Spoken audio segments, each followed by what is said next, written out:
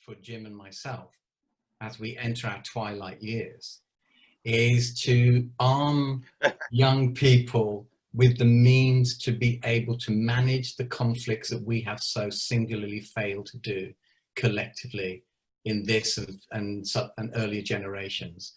And we know that these techniques work. We've been working with them for years. What we want to do in a succinct, fun process, and again, we can come face to face, we can do it online, the whole variety of ways that we can deliver this. And if anyone's interested, they can contact and we can design it around their needs.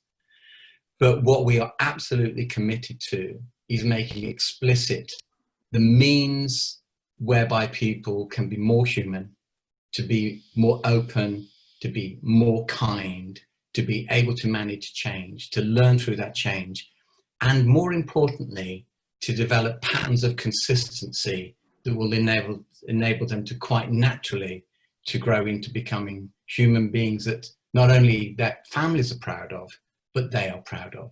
Relationship building, terminology, being that real model that, look, I'm doing this is what I'm doing.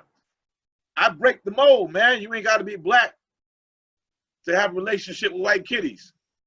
You shouldn't have to be white to make a relationship with black kitties. Yeah, we getting it done. That's what I love about us and what we do. We're not human beings, man. We're human doers, and we've been doing it for 20 some odd years.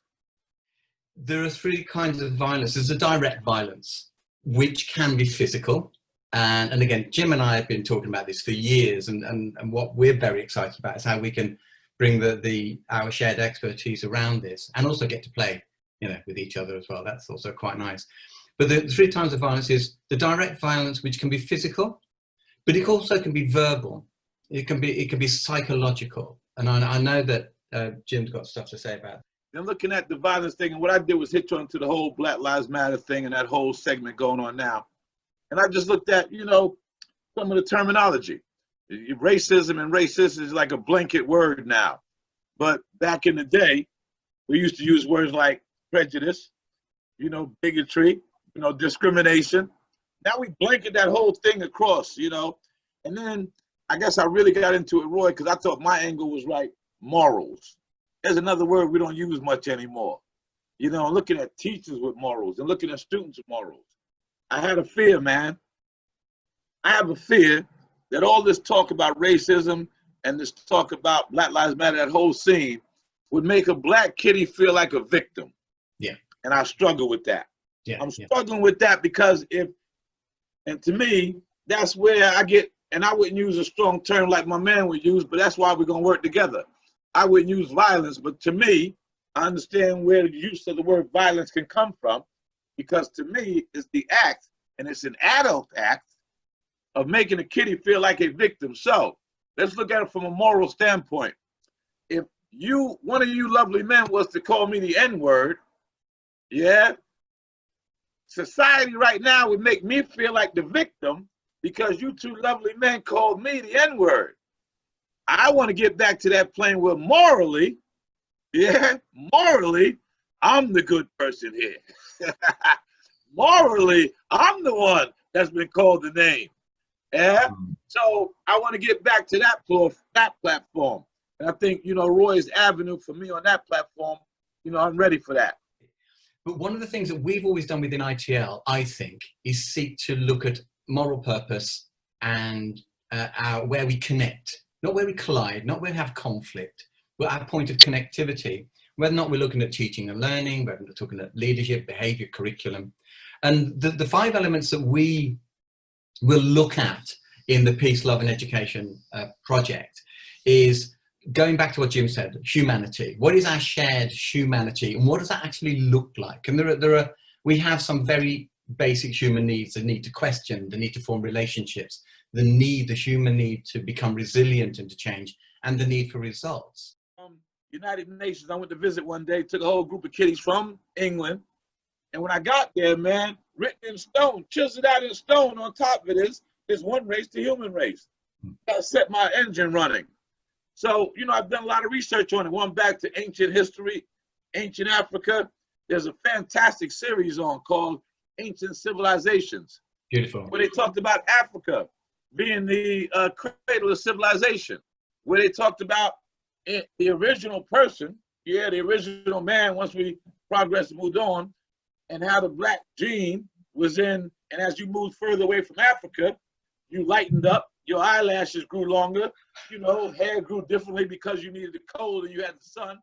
What are we doing to create a culture where our students and our staff are actively engaged in building a peaceful, creative, harmonious environment, which will never get to a conclusion?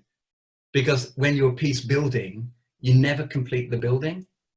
We want to say, now we've done it. You'll never do it. With peace building, as soon as you put one brick on, then you've got to put another on. And that mindset is challenging for a lot of people who just want everything organized. Well, it's not organized. The B word to me now is, again, like the racist word. It's just something we blanket everything with. And because we use it as a blanket, to me, it's nowhere near effective. When I say it to you, and I have to say it to a kitty, you're misbehaving, 9 times out of 10, they tend to get mad. Not at what they did, but at my use of the word. It's shifted, the word now has a different connotation to it, man.